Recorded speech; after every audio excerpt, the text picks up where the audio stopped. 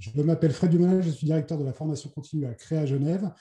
J'ai mis ce soir la plus belle lumière que j'avais à disposition pour recevoir 3 invités de prestige dans le domaine de la finance et la blockchain.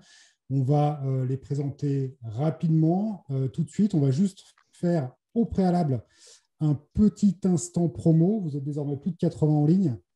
Je vais juste en profiter pour vous partager mon écran et vous montrer quelque chose qui est très important chez nous, puisqu'il s'agit d'une formation que Cyrus et Lino connaissent bien, puisqu'ils participent à cette formation en tant qu'intervenants.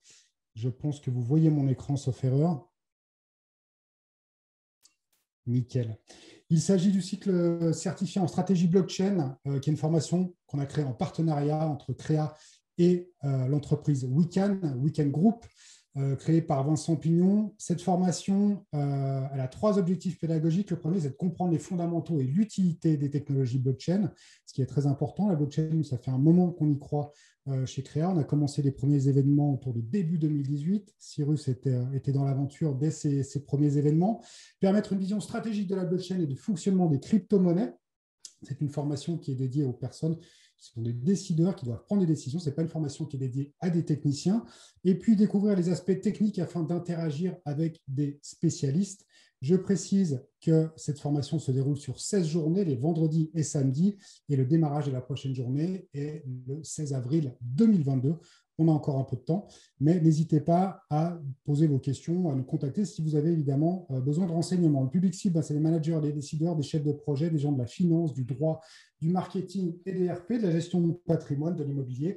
Bref, tout secteur confondu, mais toutes les personnes qui sont susceptibles de se renseigner, de se former, de comprendre comment vont évoluer leur secteur d'activité avec l'arrivée et le développement de la technologie blockchain. On a une équipe de rockstars en termes d'intervenants, avec évidemment Vincent, mais aussi Alexis Roussel de BT, Émilie Raffo, Fabien Gilioz et Déborah Lechman, qui sont avocats, Cyril Lapin, qui est un développeur, Lino Finini, qui est avec nous ce soir de Swissquote, Aurélien Vieumier d'Heptagone, Chloé Desmonnets, Cyrus Fazel de Swissborg, Juliane Lapic d'Uncrypted, et encore d'autres, puisqu'on a une équipe qui est un peu plus importante, en photo Pierre Kaufmann, Chloé Desmonnets, qui sont des gens qui interviennent, qui sont des gens qui ont tous et toutes réalisé des choses vraies dans la blockchain. Ce ne sont pas simplement des académiciens, ce sont des praticiens, et c'est important pour nous de les avoir dans cette formation. Une seule personne, si vous avez des questions à propos de cette formation, c'est Sylvia, c'est la responsable du recrutement et des admissions à la formation continue. N'hésitez pas à la contacter sur LinkedIn ou par téléphone directement. Voilà, j'en ai fini avec l'instant promo. C'était important pour nous de vous partager ces informations. J'arrête tout de suite le partage d'écran et on va pouvoir démarrer notre webinaire. Vous êtes une centaine en ligne. Je vais vous présenter nos invités. On va passer environ un peu moins d'1 heure ensemble. Un grand merci encore à eux de nous avoir rejoints. Le premier que je vais présenter, c'est un professionnel de la fintech de longue date malgré son jeune âge. Il est le fondateur de Swissborg, un écosystème de gestion de fortune basé sur la technologie blockchain. À la fin de 2017, avec une ICO à succès, il a levé avec son équipe l'équivalent de 50 millions de francs suisses. Monsieur Cyrus Fazel. Bonsoir Cyrus, comment ça va? Salut, je vais très très bien et merci d'inviter Fred, super cool. Et j'espère que vous avez tous bien kiffé notre panel discussion sur la blockchain. Merci infiniment, Cyrus, d'être là. Je rappelle à tout le monde que vous pouvez évidemment poser des questions et converser dans le chat en respectant évidemment les règles de bienséance et de politesse. On répondra à un maximum de questions. Et j'invite aussi nos invités à partager des liens. Cyrus, peut-être des liens vers le téléchargement de l'app Swissborg, on aura l'occasion d'y revenir. Thomas, vers ta chaîne, évidemment. Lino, vers Swissquote. Mais je continue les présentations. Je m'emballe déjà sur le partage de liens. Le deuxième invité avec un profil financier tech, il participe depuis 20 ans au succès de Swissquote et il a évidemment contribué à de nombreuses innovations. Il a une vision claire du futur de la finance et de l'évolution de la tech qu'il partage depuis son poste de Chief Operating Officer, COO de Swissquote. C'est monsieur Lino Finini. Bonsoir Lino. Mais bonsoir Fred, bonsoir tout le monde. Merci pour l'invitation. Merci à toi d'être là. Ça nous fait extrêmement plaisir. Et puis le troisième invité, il est à la finance ce que les Rolling Stones sont à la musique classique. Je me suis permis cette métaphore. Il partage son temps entre son site investir.ch, des activités financières, et le Morning Bull sur YouTube, que je vous recommande vivement, où il prend un malin plaisir à vulgariser la finance et à rendre accessibles les marchés. Monsieur Thomas Veillet. Bonsoir Thomas, comment ça va? Bonsoir, merci, ça va très bien. Bonsoir à tous. Merci Thomas d'être là. Je cherchais une métaphore qui parle au plus de monde possible. Alors, les Rolling Stones ne sont peut-être pas les plus récents ou les plus modernes en termes de comparaison, Ah, mais mais j'apprécie, je, j'apprécie. Je prends bien mon compliment. tu as tout à fait raison. C'était la démarche initiale. Alors, si vous le voulez bien, on va passer à nos différentes questions pour ce webinaire. J'invite une fois de plus les gens à utiliser le chat, à ne pas hésiter à partager des choses, des contenus, à partager, poser vos questions, j'ai envie de dire. On va commencer avec peut-être un petit descriptif de chacun d'entre vous, de ce que vous faites, des activités, etc. On va peut-être commencer par Cyrus. Est-ce que tu peux nous expliquer en gros, parce que je vous rappelle que le thème de la soirée, c'est ce lien entre la blockchain et la finance. Blockchain et finance sont-elles les meilleurs ennemis? On va voir pourquoi cette question avec plein de sous-entendus. Cyrus, est-ce que tu peux nous expliquer ce que c'est que Swissborg, s'il te plaît? Ouais, merci Fred. Bah, écoute, Swissborg, en gros, c'est notre mission, c'est de démocratiser la gestion de patrimoine de façon à la faire la plus ludique, la plus juste et la faire à travers une communauté. Et puis, depuis lors de notre ICO, donc on a fait un crowdfunding international où les gens avaient le droit d'acheter notre jeton d'utilité, permet aujourd'hui de faire plein de trucs à travers notre écosystème.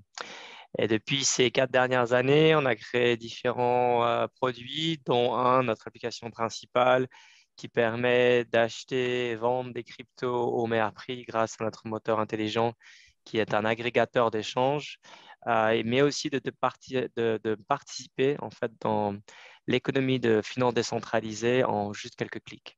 Donc vraiment de onboarder les gens qui sont assez novices, mais pour une qualité quasi institutionnelle, voire même plus institutionnelle, vraiment une des meilleures, je pense, offres qu'on peut faire dans le monde de la crypto. Et de le faire avec une communauté qui est très cool, très vibrante et très joviale. Ok, et du coup, tu as employé un terme qui est le terme finance décentralisée qu'on va utiliser un peu plus dans le webinaire. Juste, quelle est la différence, quelle différence tu ferais entre les services que vous proposez avec Swissborg et un service financier traditionnel, dans une banque traditionnelle, entre guillemets? Euh, bah, je pense qu'on est un peu plus. En soi, l'approche restera toujours plus ou moins quelque chose de similaire. Il y a toujours une évolution dans ce qu'on essaie de faire et non pas une révolution complète. Et je pense que Swissborg, on a un peu l'ADN centralisé et l'ADN décentralisé. Aujourd'hui, on offre des produits, on offre des rendements de pledger différents tokens dans le monde décentralisé, mais à travers une approche centralisée ou voire distribuée. Donc, qu'est-ce qui est vraiment la différence entre nous et un acteur, on va dire, financier traditionnel?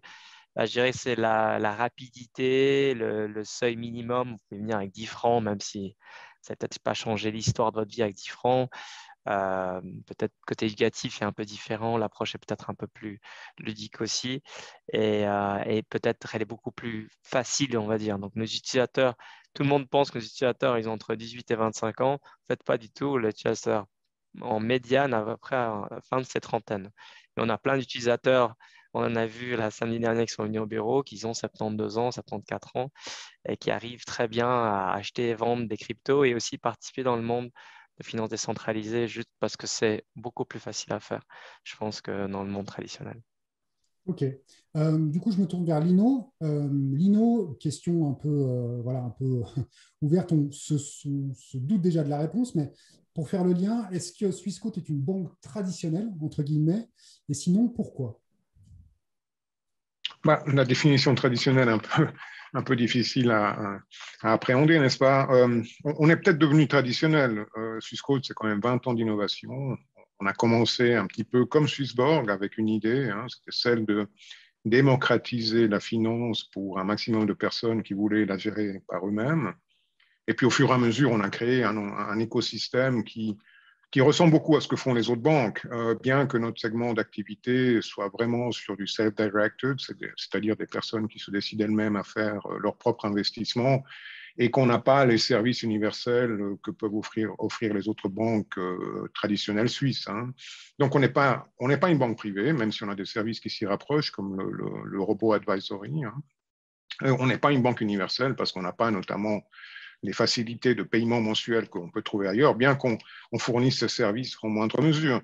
Donc, on se situe un petit peu entre deux, avec un succès qui est là. Hein. C'est un succès qui a été construit au fil de ces 20 ans d'évolution continue. Ok, donc il y a le lien, le fil rouge entre Swissborg d'un côté et Swissquote de l'autre, c'est les crypto-monnaies, si vous me permettez ce lien.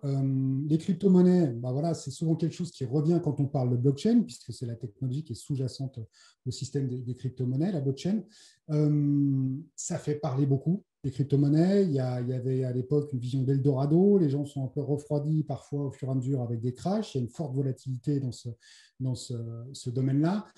Vous, en tant que prestataire financier à la fois Swissborg et Swissquote, vous permettez d'acheter et de revendre des crypto-monnaies, donc de trader. Et du coup, ma question se tourne, est plutôt destinée à celui qui analyse les marchés au quotidien à travers sa chaîne Morning Bull, Thomas. Est-ce qu'il y a une corrélation entre les marchés traditionnels, les actifs traditionnels, les actions dont on parle tout le temps, etc., et la santé ou la volatilité des crypto-monnaies qui sont, comme on le sait, des systèmes qui ne sont pas régulés, en fait? Alors, j'ai envie de dire que tu m'aurais posé la question il y a 2, 3 ans en arrière, je n'aurais pas donné la même réponse. Aujourd'hui, force est de constater que quelque part, les choses sont en train de s'entremêler l'une avec l'autre. Et on ne peut pas dire, j'ai envie de dire, moi je suis un vieux, la vieille, qui est traité que les actions pendant des années. Aujourd'hui, je me suis mis au crypto depuis 2 mois, il ne faut pas le répéter trop fort, mais je m'y suis mis quand même pour essayer de comprendre comment ça fonctionne. Mais j'ai quand même l'impression que petit à petit, il y a non, Cyrus, c'est pas de ta faute. Il y a une certaine corrélation qui se fait de plus en plus finalement, et je pense qu'on arrive gentiment dans un monde où il va y avoir de plus en plus d'interactions. On ne peut pas y couper de toute manière. Je ne suis pas assez pointu dans ce métier pour pouvoir, dans ce monde-là, pour pouvoir donner une opinion très claire, mais je pense qu'on ne peut pas y couper. De plus en plus, on va devoir travailler avec. Les acteurs du monde financier le font déjà. Alors, quelle est la direction et comment ça va se terminer? J'en sais rien. Je ne pense pas que ça va se terminer. Je pense que ça va évoluer. Et je pense aujourd'hui que de plus en plus, on voit quand même une certaine corrélation. De plus en plus, ce n'est pas aussi frappant, mais on disait à une époque, quand les marchés vont mal, c'est l'or qui va bien. Aujourd'hui, on voit quand même que quand les marchés sont un petit peu perdus, les gens se concentrent sur d'autres types d'assets. Et donc, aujourd'hui, je pense que la manne et le nombre de cryptos qui arrivent sur le marché aujourd'hui font partie de ce jeu aujourd'hui. Donc, je pense qu'il y a une corrélation qui est en train d'augmenter très vite, beaucoup plus qu'il y a 3 ans, beaucoup plus qu'il y a 2 ans, et ça va de plus en plus vite. Cette corrélation, elle est due à quoi? Elle est due au fait qu'il la crypto, c'est moins un truc de geek un peu, voilà, un peu dans son coin. Il y a plus d'institutionnels. C'est quoi qui fait qu'il y a plus ce lien? Je crois que, bon, d'abord, il y a certainement une partie d'appât du gain, puisqu'on a vu quand même qu'il y a des fortunes qui se sont construites ces dernières années avec la crypto. Donc, comme à chaque fois qu'il y a un peu cet engouement, tout le monde veut un peu participer au truc. D'ailleurs, je l'ai dit, je m'y suis mis, donc ce n'est pas forcément un bon signe pour l'immédiat, parce que chaque fois que je me mets dans ce genre de truc, ça se termine très, très mal. Mais non, mais disons que c'est vrai que je pense qu'aujourd'hui, il y a un côté d'engouement, de mode. Et puis, finalement, notre boulot dans la finance, moi, je revendique largement ce genre de choses, c'est la diversification. On ne peut pas faire du all-in sur un seul type d'asset. Donc, quelque part, s'il y a d'autres moyens de gagner de l'argent, notre boulot, c'est de trouver les solutions pour gagner de l'argent. Donc, inévitablement, plus ça se démocratise, plus ça devient, entre guillemets, fiable, efficace, rapide, je ne vois pas pourquoi on devrait se priver d'aller sur ce genre d'asset.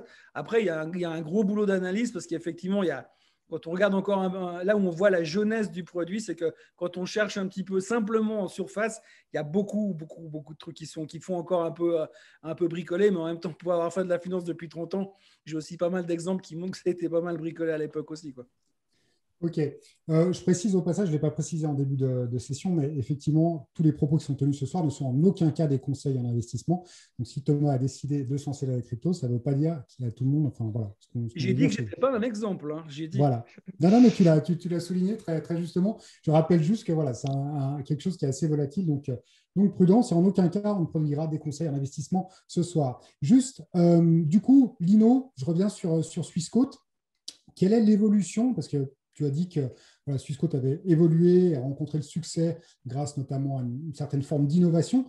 Quelle est l'évolution par rapport aux établissements financiers dits classiques, entre guillemets? Typiquement dans la crypto ou en général? Parce que dans la crypto, par exemple, nous, on s'y est intéressé depuis une bonne dizaine d'années, au fait. On a commencé à regarder ça il y a longtemps, et puis on s'est véritablement activé entre 2016 et 2017. On a réalisé qu'il y avait comme le dit très bien Thomas, il y avait un besoin auprès de nos clients de pouvoir diversifier sur d'autres types d'assets. Et on considère vraiment que la crypto est un asset supplémentaire, malgré toute la volatilité. Hein, mais c'est pour ça qu'on a aujourd'hui une vingtaine de crypto-monnaies à disposition de nos clients. Et quand on a lancé le service en 2017, on s'est rendu compte que la démocratisation des cryptos n'était pas encore une réalité pour la majorité, en tout cas pas pour la majorité de nos clients. On a donc créé un univers très facile pour investir, pour acheter et vendre des cryptos, sans besoin d'avoir la paire clé publique, clé privée, avec l'accès facilité à travers un compte bancaire. Ce qu'il faut réaliser, c'est que nous avons le statut de banque, et donc un univers bancaire très rassurant pour les investisseurs qui veulent acheter ou vendre de la crypto. Voilà ce qui nous a décidé. On a vraiment monitoré l'aspect crypto, je ne dirais pas depuis vraiment le début, mais ça fait vraiment une bonne dizaine d'années qu'on regarde tout ça, de même que les aspects purement blockchain et pas seulement les aspects crypto-assets. Donc, il y a une volonté d'embrasser quelque part l'innovation, de suivre ça pour les clients. Il y a une ouverture là-dessus. Absolument, oui, absolument. Ça fait partie de ce que l'on fait régulièrement, c'est-à-dire on regarde quels sont les trends technologiques, mais également quels sont les trends sur les marchés pour pouvoir les proposer à tous les clients qui le demandent. Ok, très bien. Cyrus, tu as employé tout à l'heure le terme de DeFi, finance décentralisée. Donc, on rappelle pour les gens qui nous écoutent et qui ne connaissent pas le terme, donc, la finance décentralisée, ben voilà, c'est un système de possibilités de produits financiers, de prêts, d'intérêts, etc., qui fonctionnent avec une organisation complètement décentralisée, c'est-à-dire qu'il n'y a pas un organe central au milieu qui contrôle tout ça, mais il y a une participation au réseau de plusieurs acteurs. Quelles sont les possibilités aujourd'hui qu'apporte la finance décentralisée à une personne et en quoi Swissborg peut faire le lien pour les gens avec la finance décentralisée? Ouais, c'est vraiment moi, c'est une des raisons pour laquelle j'ai voulu vraiment créer Swissborg. La crypto, je suis tombé dedans pour différentes raisons, mais quand j'ai vu ce que c'était un contrat intelligent, un smart contract, ce qu'Ethereum pouvait en fait créer, je me suis rendu compte, en fait, c'est là littéralement le point d'ancrage de comment en fait tout disrupter les relations d'échange classiques, que ce soit d'échange, juste d'échange. Et ensuite, par-dessus ça, comment créer en fait le Spotify de demain, comment créer un fonds d'investissement de demain, comment créer une plateforme de crédit lombard de demain. Et c'est vrai que le fait de pouvoir aujourd'hui, par exemple, avait un projet dans lequel on soutient énormément et lequel ils étaient d'ailleurs en Suisse à la base, qui sont partis, c'est une plateforme de prêt. Donc, ce qui est génial avec ces différentes plateformes de prêt, c'est comme du crédit lombard. Donc, on prête des Ethers et on peut emprunter des USDC. Et en prêtant des Ethers, on peut gagner X%. Swissborg, comme ce qu'il a agrégé pour les différents échanges, a fait la même chose pour les plateformes d'emprunt et d'échange décentralisées, qui fait que on va offrir aux différentes personnes la possibilité de souscrire dans ces différentes plateformes pour recevoir un yield. Donc, un yield, ça a des taux d'intérêt fixés sur une année qui sont variants. Ils sont variants par rapport au fait variable, par rapport à l'offre et toujours la demande. Donc, on l'a vu il y a 8 mois, c'était des taux qui étaient stupides. Maintenant, on arrive à des taux beaucoup plus petits. Mais ce qui est intéressant aussi de voir dans le monde de la finance décentralisée, c'est que il y a 3 ans, quasiment personne n'y croyait. Alors, il y avait des ICO, mais personne vraiment construisait des plateformes d'échange décentralisés ou de prêts. Et aujourd'hui, en 2020, je crois les encours pledgés sur ces plateformes, c'était à peu près moins d'1 milliard. Et aujourd'hui, on est à peu près à 50 plus milliards qui sont pledgés dans ces différents contrats intelligents. Et c'est seulement le début. Et ce qui est génial, c'est qu'on soit basé, je sais pas, au Zimbabwe ou basé n'importe où dans le monde, on peut maintenant collatériser ces bitcoins, ces ethers ou ces autres et emprunter.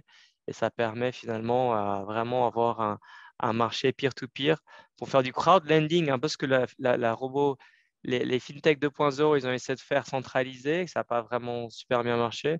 Maintenant, on peut le faire de façon décentralisée, juste avec un wallet et forcément, juste pour être sûr, je conseille pas les personnes forcément d'aller sur les plateformes AV et sur les différents protocoles de finance décentralisée. Parce que si vous arrivez un jour à oublier votre private key sur un de vos wallets, ou vous allez sur une de ces plateformes et que cette plateforme elle se fait hacker, ben, vous perdrez tout votre argent. Donc, mais j'aime vraiment, ce que je vois l'avenir, c'est comment on arrivera de mieux en mieux de créer des plateformes décentralisées où chaque personne peut interagir de façon peer-to-peer.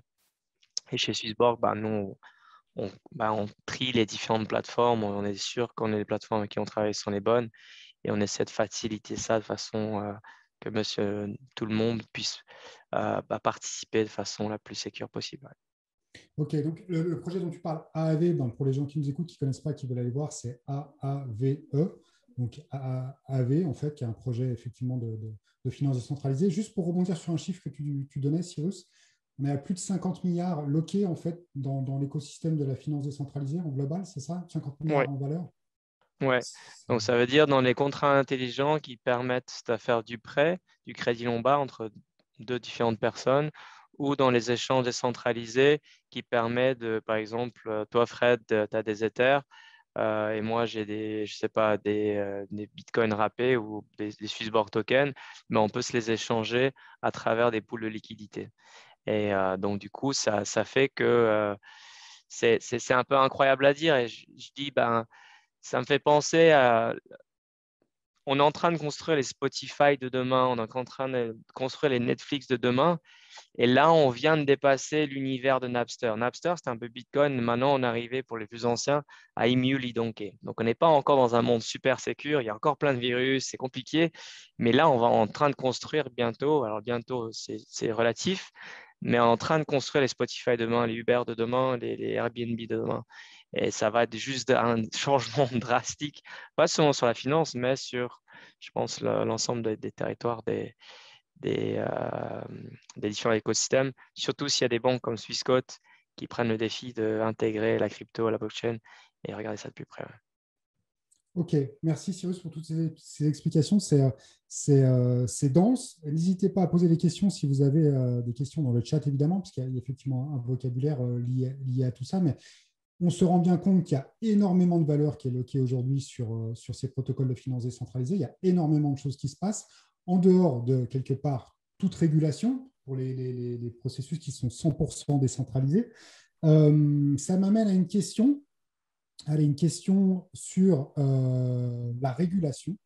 La régulation dans les crypto-monnaies. Donc, qu'est-ce qu'on entend par régulation? On entend le système qui veut qu'un État ou qu'une institution puisse réguler les choses dans les transferts, dans le contrôle, etc. Et tout. Comment, par exemple, Pinot, chez Swissquote, sur les crypto-monnaies, le trading de crypto-monnaies que vous proposez à vos clients, vous gérez la régulation? Comment ça se passe? Bon, on peut dire qu'il y a deux types de régulation. Il y a celle qu'on s'impose, c'est l'autorégulation, et dans ce contexte, nous avons décidé avec d'autres partenaires, d'autres personnes, d'autres sociétés importantes de créer ce qu'on a une entreprise, une association qui s'appelle la CMTA, qui émet des normes d'autorégulation, notamment pour émettre des normes sur les smart contracts qui seraient appliquées notamment pour un dividende ou un coupon ou des événements traditionnels de la finance, mais qui seraient plutôt appliqués dans la blockchain. Donc, cette forme d'autorégulation était importante. Pourquoi? Parce que c'est un monde nouveau et en tant que banque ou institut financier ou s'approchant d'instituts financiers, il faut pouvoir montrer que on a souci de mettre un cadre autour des activités que l'on promeut.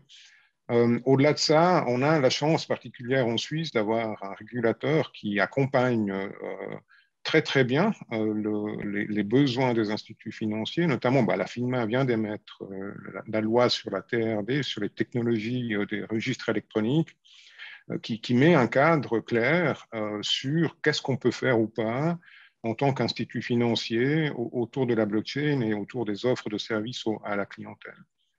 Ceci étant dit, on est quand même sur un domaine où il est particulièrement important de mettre l'accent sur la sécurité des avoirs qui sont de nos clients. Donc, l'autorégulation et la régulation des autorités permet d'assurer qu'il y a un cadre clair de sécurité aussi pour les avoirs de nos clients.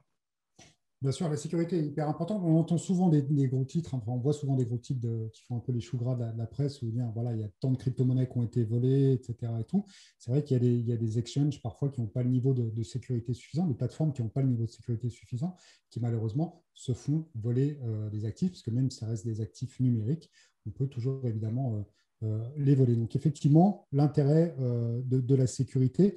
Merci Lino pour ces réponses. Je me tourne vers Thomas. Du coup, on a parlé de régulation, autorégulation, etc. Moi, la question que je me pose, c'est le lien avec les marchés financiers. Tu l'as évoqué tout à l'heure un peu sur l'avenir. Tu as dit qu'il y avait potentiellement une transformation et tout. Ça m'amène à une question. Comment est-ce que tu vois, toi, de ton point de vue, avec ta connaissance des marchés, ton expertise des marchés, entre guillemets, traditionnels, l'évolution de tout ça, en termes peut-être de régulation et de contrôle? Et une question associée, si je peux me permettre, qui est l'adoption récemment par le Salvador du Bitcoin comme crypto-monnaie officielle. Qu'est-ce que tout ça t'inspire? C'est un peu ce que je disais avant, ça m'inspire qu'il y a une évolution qui est en train de se faire. Le fait que certains pays comme le Salvador l'acceptent, ce n'est pas pour moi une référence, on va dire, dans le sens où c'est pas le centre mondial de la finance. Demain, si on me dit que la Fed décide d'accepter le Bitcoin comme monnaie, on en discutera autrement, mais je pense que c'est un premier signe simplement qu'on voit qu'il y a certains pays qui trouvent que ça peut être une solution intéressante. Ça, c'est la première chose. Mais je pense effectivement par rapport à la régulation, de toute manière, j'imagine, de mon jugement personnel, on va devoir passer à un niveau de régulation pour ce genre de produit, simplement pour donner confiance finalement à tout le monde, et simplement parce que je pense, même si ce sera positif pour les cryptos, pour dire, bah oui, mais nous, on est régulé, donc point barre. À partir du moment où un produit est régulé, il n'y a plus rien à discuter. Donc, je pense qu'à un moment donné, une certaine régulation va être nécessaire. La grande question qu'il faudra voir, c'est comment elle va se faire, à quel niveau, qui va prendre en charge cette régulation. C'est vrai que les Américains, ils vont le jouer à leur rôle. D'autres pays feront différemment. Effectivement, ce ne sera pas une mondialisation, j'imagine. Mais je pense que même si dans un premier temps, ça pourrait être perçu par le marché comme étant un point négatif, qu'on vienne vouloir réguler le Bitcoin ou n'importe quoi d'autre. Je pense qu'à terme, au contraire, ça devrait être positif, parce que finalement, ça veut dire que finalement l'État met un stempel dessus en disant non, mais bon, on a vérifié, ils sont en compliance, entre guillemets, et c'est nécessaire. Et je pense que de toute façon, quand on voit aujourd'hui, moi dans mes activités accessoires, je suis aussi gérant indépendant, mais quand je vois ce qu'on nous met par-dessus la tête au niveau compliance et réglementation, au bout d'un moment, c'est juste qu'il faut juste qu'il y ait une espèce d'équilibre quelque part. Et je pense que ce sera positif pour tout le monde. Même si Dieu sait, je ne suis pas un fan du compliance, mais enfin, il faut vivre avec, quoi. Est-ce que tu peux juste rappeler pour les gens qui nous écoutent, qui ne connaissent pas la compliance en 2 mots? En 2 mots. Sans être malhonnête, non.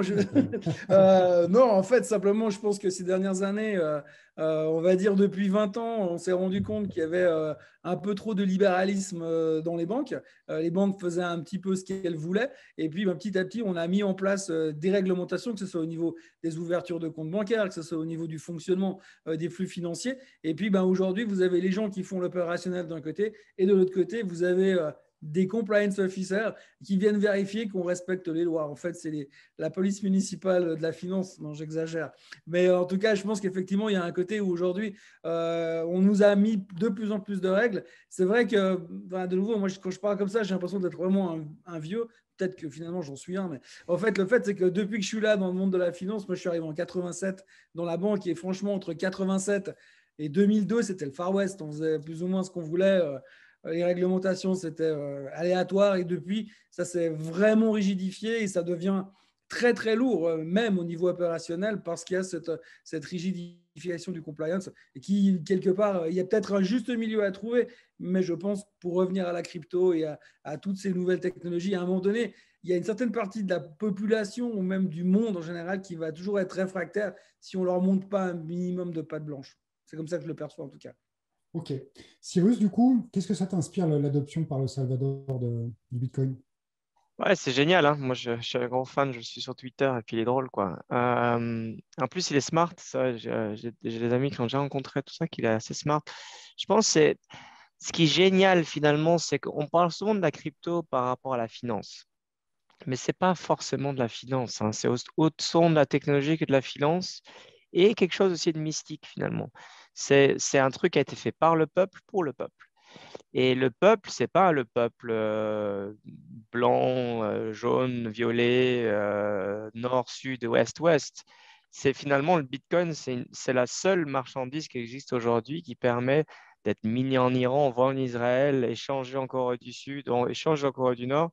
Et parce qu'il y a cette mission qui finalement, qui est de démocratiser, décentraliser différentes industries et surtout le pouvoir. Et ce que j'adore par rapport à El Salvador, c'est il rentre dans le club, il se dit, mais en fait, moi, j'ai toujours eu plein de conflits par rapport à ma région parce que pour des raisons ethniques, mais pour aussi plein de jeux politiques par rapport au dollar, par rapport à plein de différentes nations qui, eux, ils ont toujours essayé de jouer leurs cartes. Et là, en fait, ce qui est assez intéressant de voir, c'est des peuples qui se disent, bon, nous, on n'a plus rien à perdre. Peut-être qu'on est petit, mais en même temps, Satoshi Nakamoto, il y a 15 ans ou il y a 13 ans, quand il a commencé à écrire son white paper, il était deux ou trois personnes et c'était peut-être c'était peut-être quelqu'un qui représentait rien, mais aujourd'hui, ça représente 2 trilliards de personnes et 150 millions d'utilisateurs qui sont derrière le Bitcoin. Donc, ce qui est génial, c'est que ça va juste faire effet boule de neige. Et les gens vont dire, mais non, Cyrus, mais non. Si, ça va faire effet boule de neige et c'est juste logique. Parce que les gens ils vont se dire, ah, mais ouais, non, mais attends, moi aussi, ah, mais moi aussi, en fait, j'ai jamais été entendu par eux. Et peut-être au départ, ça va être les pays un peu anarchiques. Mais comme le Bitcoin, il y a 10 ans, c'était anarchique. Mais petit à petit, on dit, ah, mais en fait, hein. Et peut-être que ce ne sera pas le Bitcoin qui va être adossé par tous les pays. Mais c'est clair que la blockchain, la crypto et la volonté de donner plus du pouvoir pour le peuple, et pas forcément un peuple d'un pays, mais un peuple d'une nation de crypto, est en train d'exister. Et clair que les États-Unis, il y a plein d'États qui sont en train de prendre la même approche. Plein de différentes équipes dans le monde entier du sport, du cinéma font exactement la même chose. Et petit à petit, on va de plus en plus s'adosser et je pense aider à arriver à l'adoption de masse de la crypto. Ouais. Donc, là, on rappelle juste pour les gens qui nous écoutent et qui ne connaissent pas, le Bitcoin, ou BTC Bitcoin, a été créé par une ou plusieurs personnes, on ne sait pas qui, sous le pseudonyme de Satoshi Nakamoto, conçu plus ou moins en 2008 avec, je crois, le premier transfert en tout début 2009. Donc effectivement, complètement décentralisé. On ne connaît pas le créateur, on ne sait pas qui est à l'origine, ou les créateurs, ou les créatrices, on n'en sait rien du tout. Et effectivement, aujourd'hui, c'est quelque chose qui a été adopté et qui est passé par plein de phases différentes de prix qu'on connaît tous. Voilà, pour ceux qui ne connaissent pas Bitcoin, je vous invite vraiment à vous renseigner sur cette crypto qui est un peu la grand-mère des cryptos. Juste, Lino, le Salvador, Bitcoin, ça t'inspire quelque chose? Cyrus parle du peuple et il faut juste réaliser aussi que le Chivo, hein, ce wallet qui a été créé par un président très jeune, c'est aussi un outil quelque part très pragmatique. Et c'est ça que moi je mets en exergue, c'est qu'aujourd'hui on va utiliser le Bitcoin comme un moyen de court-circuiter les Western Union, les MoneyGram. Parce que ce qu'il faut réaliser, c'est qu'il y a 6 milliards de dollars qui transitent des États-Unis au Salvador, que les expatriés envoient à la famille. Et jusqu'à présent, jusqu'à ce wallet, ils ne pouvaient le faire qu'en allant chez Western Union, payer 25 dollars pour envoyer de l'argent qui arrivait 3 jours plus tard au pays, dans une échoppe Western Union qui est connue par tous les bandits, au fait. Donc, il y avait d'un côté 25 dollars de perdu sur la somme qu'on veut envoyer au pays, et de l'autre côté, un risque pour aller chercher l'argent physiquement.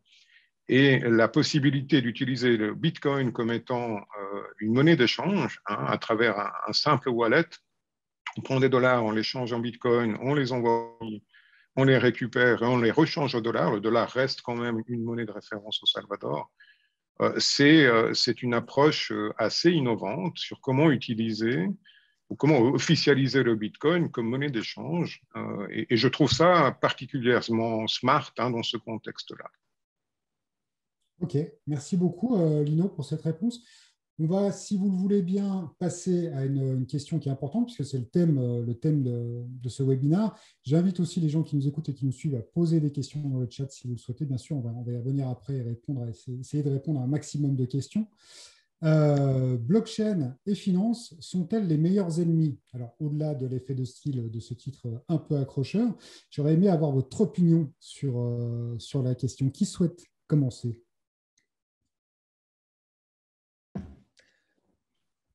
Moi, je veux bien commencer. J'aime pas ce terme d'ennemi, au fait. Nous, on pense en tout cas que la blockchain, c'est le futur de la finance. Ça l'est déjà en partie. Il faut, je pense, distinguer un petit peu tout ce que l'on entend autour des crypto-monnaies qui ont cette volatilité qui fait beaucoup parler d'elles, et puis la technologie qui est liée à la blockchain. La technologie blockchain, tout ce qui est trustless, qui permet de créer de la confiance entre des personnes qui, a priori, ne se font pas de la confiance, c'est vraiment quelque chose, et Cyrus l'a relevé tout à l'heure à travers plusieurs initiatives, c'est quelque chose qui est intimement lié, non pas seulement au monde de la finance, mais au monde des assurances, au futur de l'industrie technologique. Donc, je ne pense pas qu'on puisse parler d'ennemis, même si c'est des meilleurs ennemis. Je suis intimement persuadé que pas mal d'initiatives sont en cours pour que le rapprochement devienne de plus en plus concret. Et je suis intimement persuadé que dans la dizaine d'années à venir, comme Cyrus le disait, on va construire dans le monde de la finance des nouvelles manières d'interagir qui seront basées sur la blockchain. Et on ne peut pas travailler avec son ennemi. Donc, je suis extrêmement confiant sur le fait que ces technologies vont évoluer, vont nous permettre d'avoir une autre dimension avec tous les éléments de la finance. Évidemment, la finance, on va dire, traditionnelle va perdurer, mais il ne faut pas mettre les technologies blockchain à part de cette évolution. Elles doivent être prises en considération correctement et surtout pas comme des ennemis. Donc en fait, dans ce que tu dis, si je comprends bien, tu considères la technologie blockchain comme un pan de l'évolution du monde de la finance. Ah, totalement, oui. Il faut en tenir compte et il faut l'intégrer dans les projets. À chaque projet d'importance aujourd'hui, il faut se poser la question si le projet peut être résolu de manière, on va dire, traditionnelle ou si les technologies blockchain ne permettent pas de créer un niveau de confiance supplémentaire. Ok, merci beaucoup. Thomas, Cyrus, qui veut prendre la parole sur cette question-là? Thomas? Moi, j'y vais parce que après, quand Cyrus aura parlé, j'aurai plus rien à dire.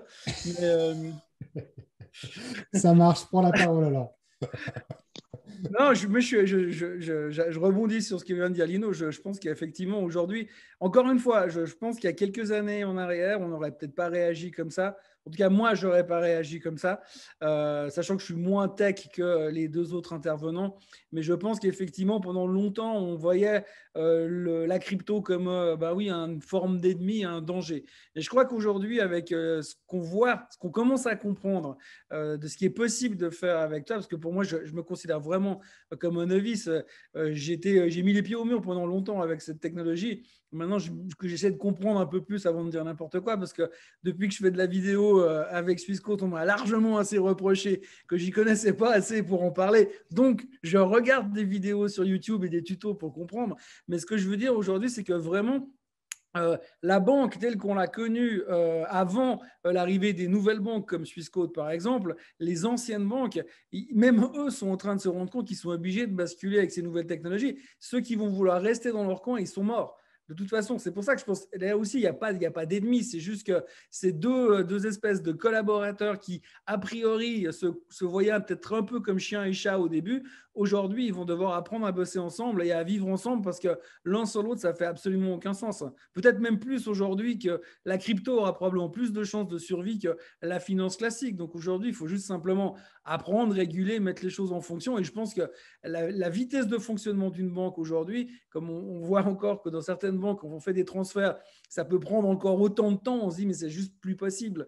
Il y a des choses qui vont devoir changer. Le business model des banques classiques doit changer aujourd'hui. D'ailleurs, c'est en train de bouger de manière absolument phénoménale. Donc, je pense que vraiment, c'est juste une évolution naturelle, mais la mise en ménage va prendre du temps et puis elle va se faire. C'est inévitable. Donc, je pense pas qu'il y a. Je pense qu'on est bien. On a largement passé le stade d'ennemi, quoi.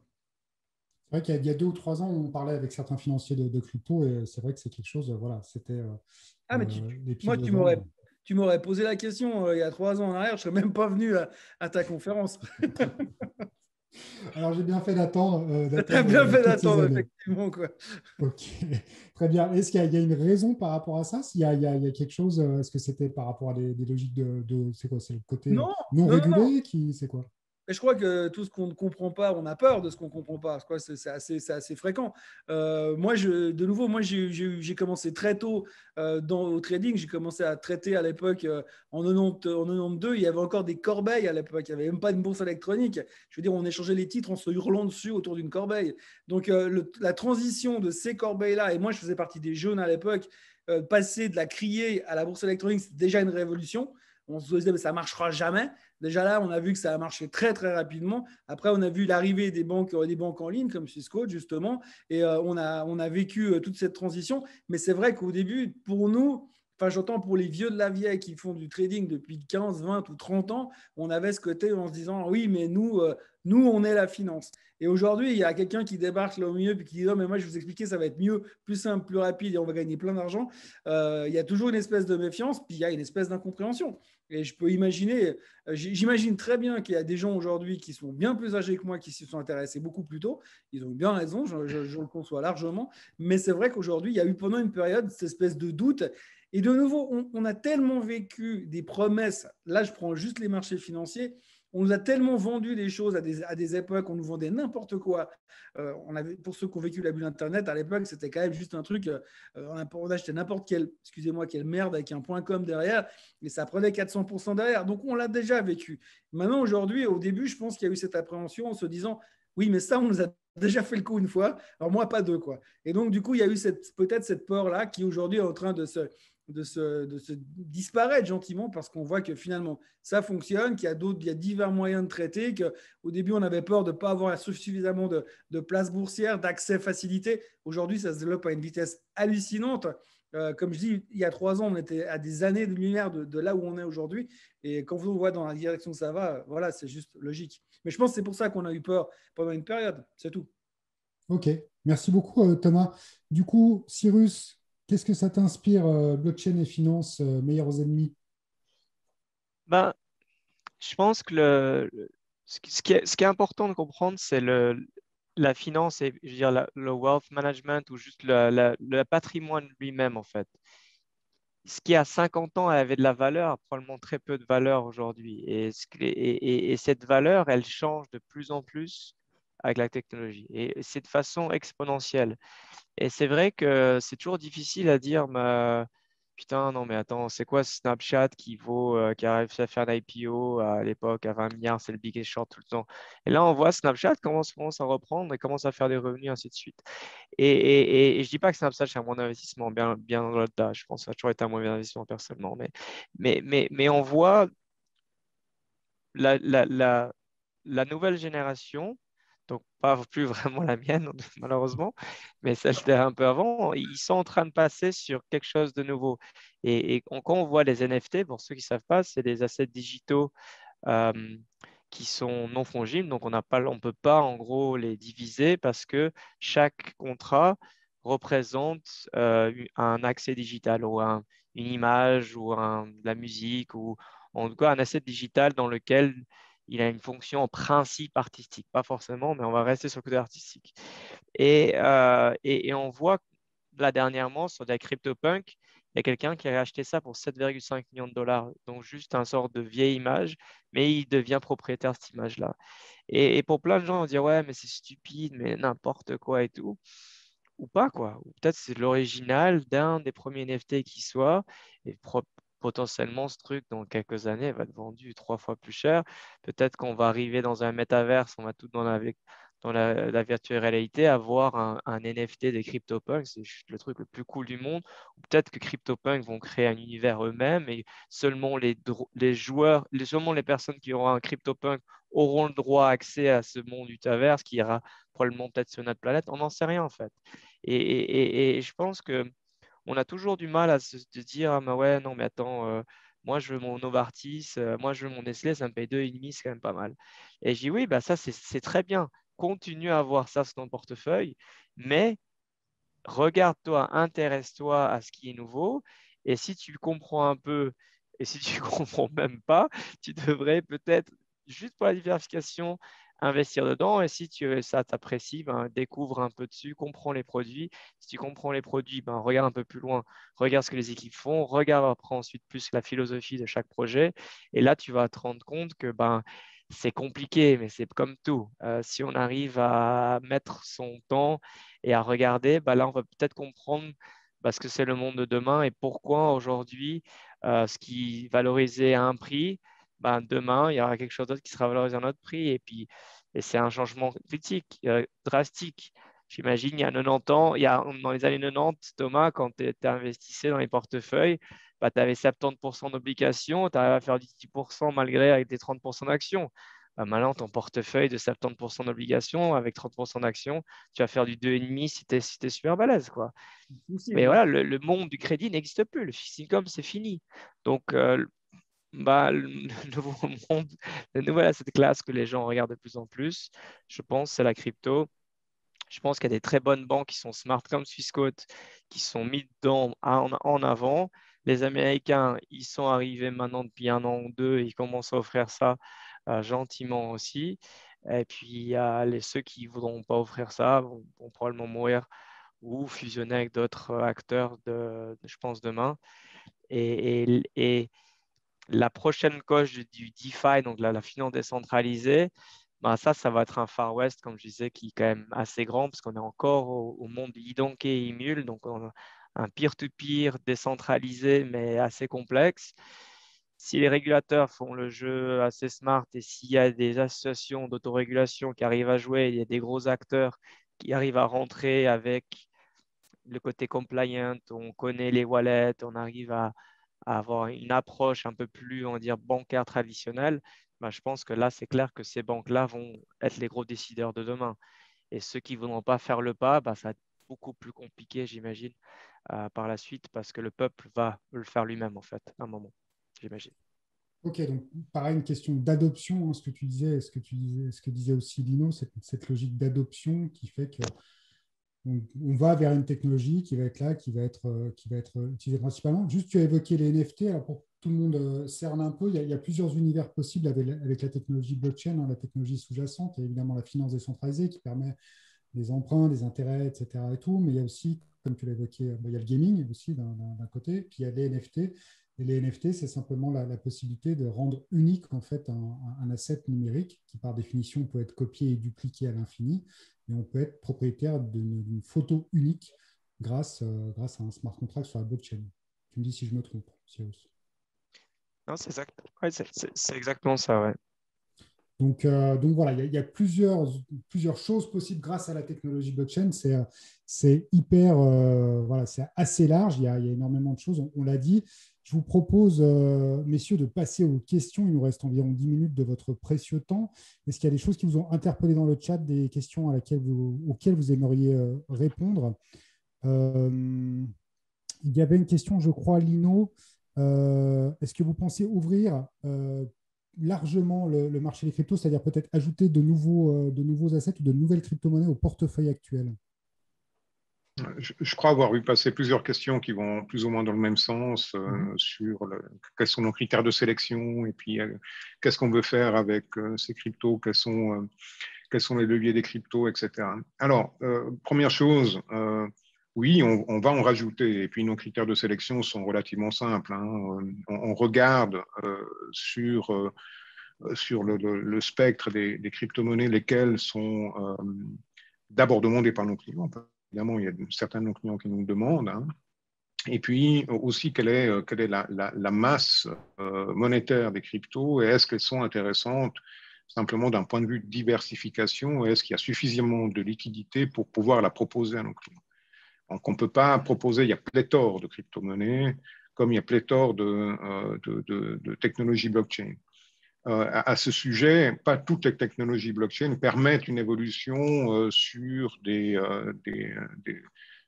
possibilités. J'en mentionne une qu'on est en train de prospecter. Alors, il n'y a pas d'annonce ici, mais le staking, par exemple, hein, pour les spécialistes, vous savez que pour valider un nouveau bloc à mettre dans la technologie blockchain, il y a plusieurs manières de le faire. Il y a la proof of work, c'est ce que fait Bitcoin. Ça coûte extrêmement cher en électricité parce qu'il faut résoudre un calcul mathématique complexe pour pouvoir arriver à un chiffrage qui permette de créer un nouveau bloc. Et ce calcul se complexifie au fil du temps et coûte de plus en plus cher en électricité. A contrario, il y a des technologies blockchain qui, elles, travaillent sur le proof of stake, c'est-à-dire que celui qui immobilise ces crypto-monnaies suffisamment longtemps participe à la création du prochain bloc et est rémunéré en conséquence par cette même crypto-monnaie. Donc, c'est un petit peu une forme, on va simplifier le discours, de crédit lombard déguisé, c'est-à-dire on immobilise ses avoirs et on reçoit en retour une partie de ses avoirs supplémentaires. C'est une forme d'intérêt, quelque part. Et donc, c'est ça qui intéresse dans la multiplication des différentes crypto-monnaies que l'on met à disposition, c'est que chacune d'entre elles a ses propres particularités. Elles ont été aussi inventées ou créées pour avoir la possibilité d'avoir des particularités qui permettent d'avoir des fonctionnalités supplémentaires, soit des smart contracts particuliers, soit des capacités sous forme de staking notamment. Donc, c'est ça qui nous motive et qui pousse à proposer de plus en plus de crypto-monnaies. On a commencé avec 5, on est à 22 aujourd'hui, et puis on va en proposer de plus en plus. Mais à nouveau, il n'y a pas ici d'effet d'annonce. Je suis juste en train de dire que oui, on va continuer à promouvoir les crypto-monnaies comme outil de diversification de portefeuille et que si elles deviennent intéressantes pour des critères de liquidité, d'intérêt pour nos clients, ben on va pas hésiter à les proposer. Comme disait Cyrus, hein, il y a la notion de Far West, hein, encore dans la finance décentralisée et aussi quelque part dans la crypto. Et ce que je comprends là, c'est qu'effectivement, comme une banque, vous avez le rôle de faire des choix entre guillemets sécurisés pour vos clients et de ne pas proposer le dernier truc qui est sorti et qui va peut-être partir comme un soufflet au bout de 2 semaines parce que la capitalisation n'est pas suffisante, parce que c'était un scam, etc. Donc il y a aussi ce rôle-là, j'imagine, oui, et c'est pour ça qu'on a une veille sur le monde des crypto-monnaies, pas de la blockchain évidemment, la technologie sous-jacente, mais également sur le monde des crypto-monnaies. Ok, c'est très clair. Merci Lino d'avoir répondu à cette question. Il y a une question sur Swissborg, CFAD, etc. et tout. Cyrus, comment vous gérez la sécurité aujourd'hui des utilisateurs? Est-ce qu'il y a quelque chose de particulier par rapport à d'autres prestataires ou des protocoles? Ouais, donc je dirais que la grosse différence, je dirais, chez Swissborg, et maintenant il y a d'autres plateformes aussi qui ont emprunté la même sorte de technologie, c'est que, comme vous avez compris, ou peut-être vous n'avez pas tous compris, c'est qu'on a une sorte de mot de passe sur la blockchain. Et on a un identifiant qui est un public key, et on a la private key qui est le mot de passe. Si on perd cette private key, ben en gros, c'est fini. Si quelqu'un prend votre private key, c'est fini. Et en gros, il y a deux philosophies il y a des acteurs qui se concentrent vraiment à construire des sortes de forteresses in-house pour garder toutes leurs clés privées. Et d'autres qui sont plus basés sur la technologie de MPC, donc Multi-Party Computation. Je ne vais pas rentrer dans les détails, mais en gros, imaginez, c'est un mixeur, vous mettez votre private key, ça le détruit en des milliers de composts, et ensuite, ça envoie ça dans différents serveurs sécurisés. Et du coup, personne ne détient la private key, c'est le cloud qui détient les clés privées. Donc, nous, c'est cette technologie-là qu'on a mis en place avec des partenaires. Et du coup, en fait, ça fait qu'on est plus confiant par rapport à ça. Et après, ce qu'il faut comprendre par rapport à AV, c'est demain, si vous enregistrez chez Swissborg et vous perdez votre clé privée, ou pardon, vous perdez votre téléphone ou vous perdez votre mot de passe, vous perdez en gros, ou vous mourrez par exemple, eh ben, nous, on pourra recréer votre compte et vous pouvez avoir accès à votre compte. Et si vous êtes mort, bah, ce sera vos descendants ou vos héritiers qui auront votre compte. Et c'est ça qui est assez agréable de l'approche chez Swissborg que chez AV. En fait, si vous perdez votre clé privée, c'est fini à jamais, quoi. Il n'y a pas de helpdesk qui va dire ah ouais, non, c'est fini. Parce que c'est décentralisé, c'est tout le but. Chez Swissborg, on est toujours entre ces deux mondes du CeFi, donc la finance centralisée, et le DeFi, la finance décentralisée. Et on essaie de faire le pont entre ces deux différents mondes. Effectivement, il y avait une question dans le chat sur la notion de centralisation avec les banques, etc. Mais effectivement, les plateformes ou des banques qui vont proposer des prestations autour de la blockchain ou des cryptos, quelque part, sont effectivement des organes plutôt centralisés, mais qui permettent d'accéder à un monde décentralisé. Parce qu'on le sait, utiliser la crypto, ou trader, ou échanger, ou utiliser des prestations complètement décentralisées, ça implique une certaine démarche un peu technique. Ce n'est pas encore très facile au niveau de l'interface, etc. Ce n'est pas donné à tout le monde. Il y a cette dimension UX qui manque un peu. J'ai une question pour Thomas. Thomas, quelle est la part de crypto dans le Morning Bull? Comment tu t'organises sur les différents épisodes que tu fais? Comment tu choisis de parler de telle ou telle chose en termes d'actualité? Et voilà, quelle est la part de blockchain et de crypto-finance dans tes contenus? Alors, moi, je ne m'organise pas déjà. Ok. Non, j'ai une routine assez régulière parce que je me lève très, très, très, très, très tôt dans la nuit. Et en fait, le matin, j'écris d'abord des chroniques écrites, ensuite des chroniques que j'enregistre aussi en podcast pour investir.ch. Et ensuite, donc là, j'ai déjà avalé une quantité de news assez phénoménale. Donc, en fait, je parle de crypto et de Bitcoin et de tout ce qu'on veut parler du moment où ça se justifie. Moi, j'ai grosso modo 12 minutes d'émission tous les matins.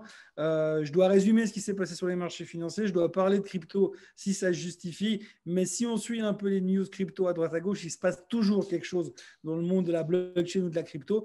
Moi, quelque part, je suis censé parler de la finance en général. Donc, je mets tout dans un grand panier et j'essaie de sortir 4 ou 5 news qui vont intéresser les gens, qui peuvent leur apporter quelque chose au niveau du trading sur la journée. Et puis voilà. Et en plus, de nouveau, moi, je suis vraiment un caricaturiste derrière. Finalement, je caricature ce que je vois.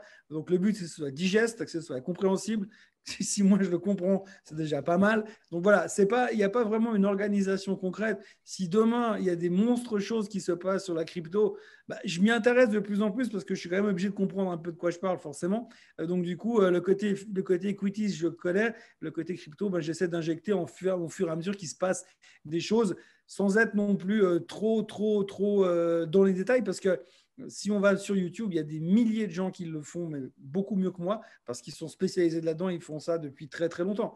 Donc voilà, moi j'apporte un peu tout, c'est vraiment le côté informatif et avec une pointe de fun derrière. Complètement. Je valide la pointe de fun et c'est vraiment, je vous recommande tous. D'ailleurs, est-ce que tu peux mettre un lien, Thomas, Oui, dans le bien chat sûr. pour. Tout de suite sur le chat. Merci beaucoup pour les épisodes du Morning Bull.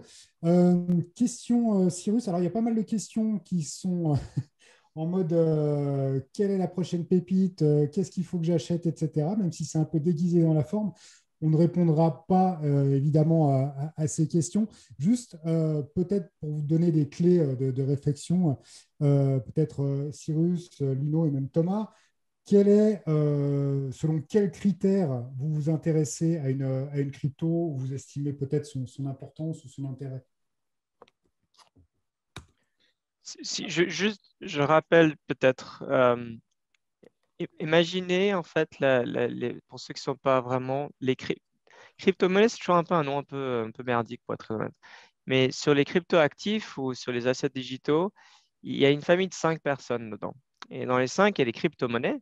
Donc, il y a toutes les Bitcoin, et ceux qui ont copié Bitcoin, donc Litecoin, Doge, Monero, Zcash, et bref, tous ceux qui veulent remplacer la monnaie en fait.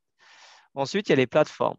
Les plateformes, c'est ceux qu'en gros, on essaie de prendre leur plateforme pour ensuite construire les applications décentralisées. C'est un peu comme le Google Android ou le iOS d'Apple.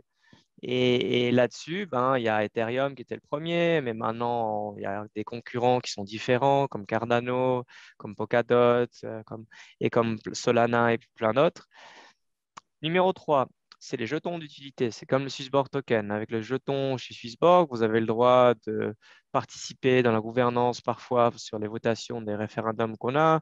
Vous avez le droit d'avoir des pouvoirs au sein de la plateforme en payant moins de fees, moins de frais de courtage et un meilleur yield sur le staking et puis plein d'autres trucs.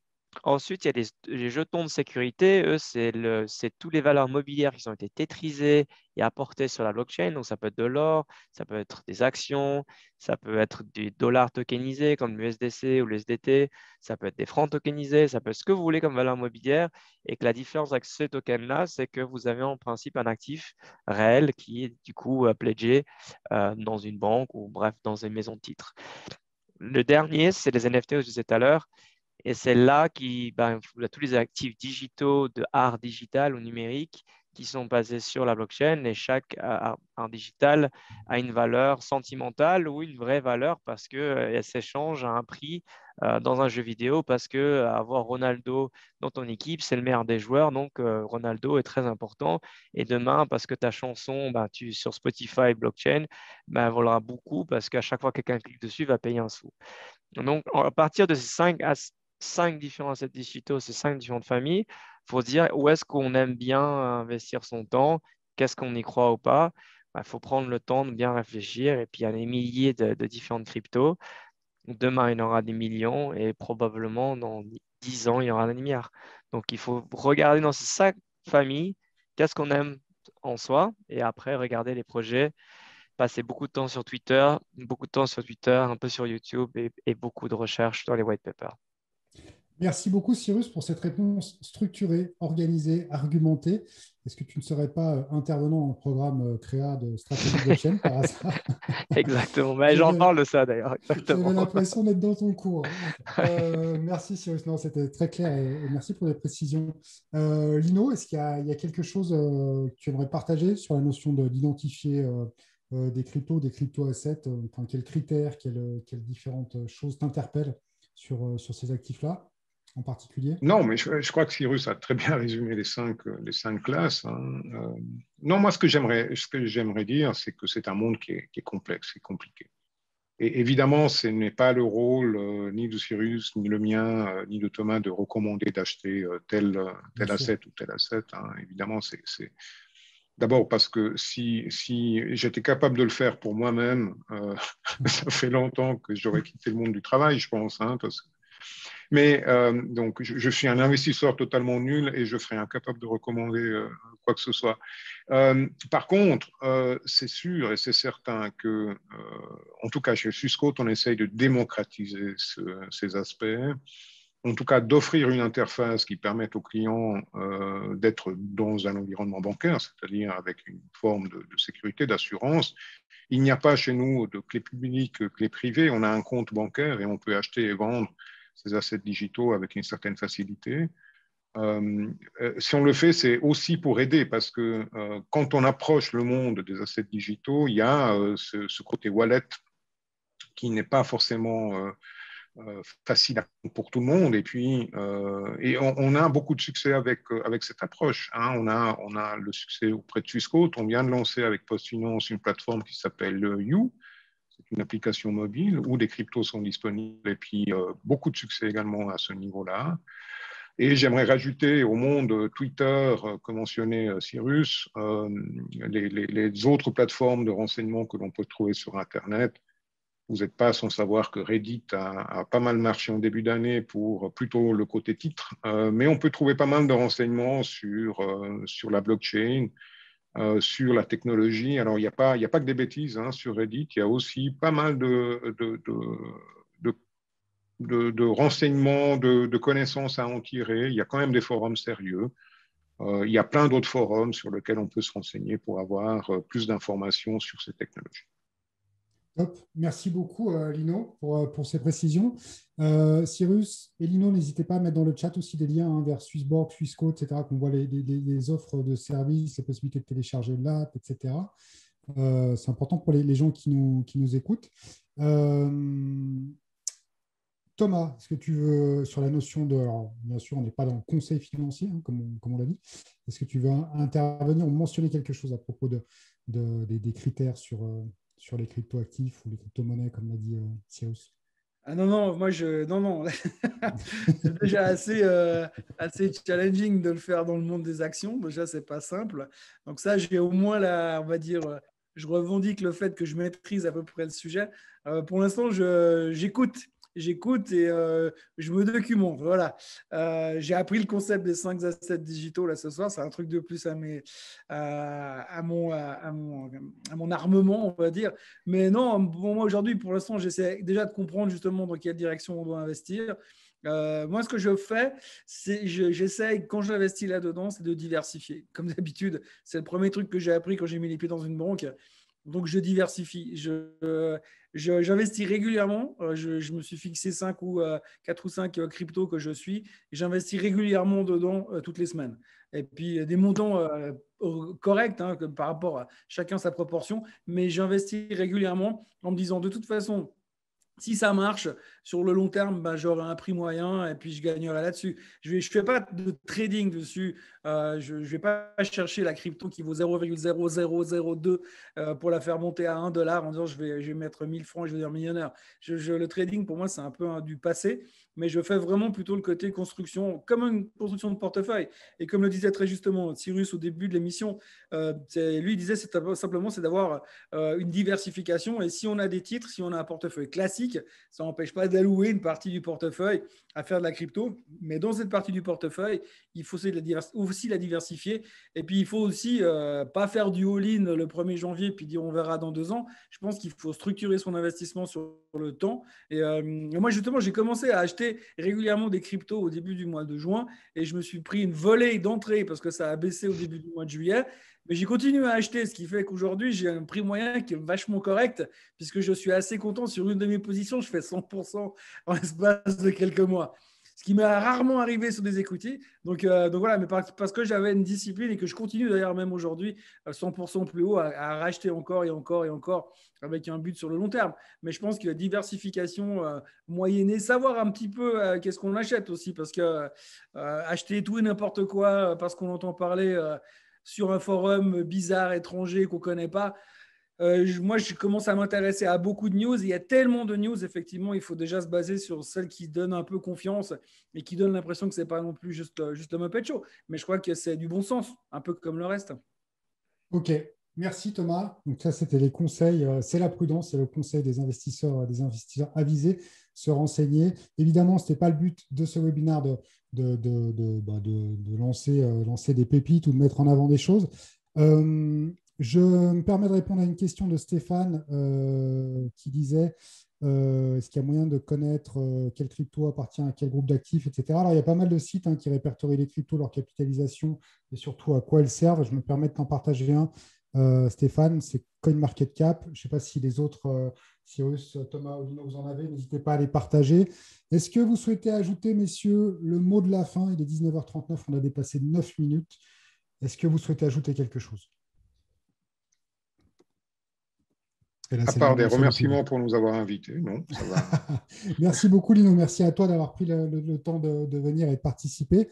Merci infiniment d'être venu, d'avoir répondu présent. Moi, je voulais juste dire encore un truc. Merci aussi de nous avoir invités, de m'avoir invité, parce que moi, je suis un peu celui qui comprend moins que les autres. Et puis, comme à chaque fois que je suis invité dans ce genre de truc où il y a de la crypto, j'apprends à chaque fois quelque chose. Donc, c'est toujours sympa de venir. Merci, Cyrus. C'est la deuxième fois déjà que tu m'apprends des trucs. Non, mais ce qui est intéressant, Thomas, c'est pour ça que j'ai voulu que tu viennes, c'était aussi parce que tu as un profil et une expérience dans la finance traditionnelle, entre guillemets, et encore une fois, traditionnelle n'est pas péjoratif dans ce sens-là, mais ça me semble important. Non, voilà, après, tout dépend de comment on le perçoit, mais très honnêtement, il n'y a pas de notion péjorative, mais je trouve intéressant aussi d'avoir ton point de vue. Et l'air de rien, tu dis que tu ne t'y connais pas, mais tu prends quand même la parole sur des sujets crypto dans le Morning Bull que je recommande évidemment d'aller voir à tout le monde. Merci Thomas d'être venu et d'avoir pris le temps. Cyrus, le mot de la fin, Cyrus, c'est beau quand même, tu as le mot de la fin. Mille merci. Et puis, si vous voulez changer votre futur, changez-le maintenant et faites quelque chose dans la crypto. Voilà. Ça marche. Merci beaucoup, Cyrus. Merci, Lino, Thomas, Cyrus. Je vous souhaite une très, très bonne soirée. Merci à tous ceux qui nous ont rejoints ce soir. Vous étiez une centaine en ligne environ.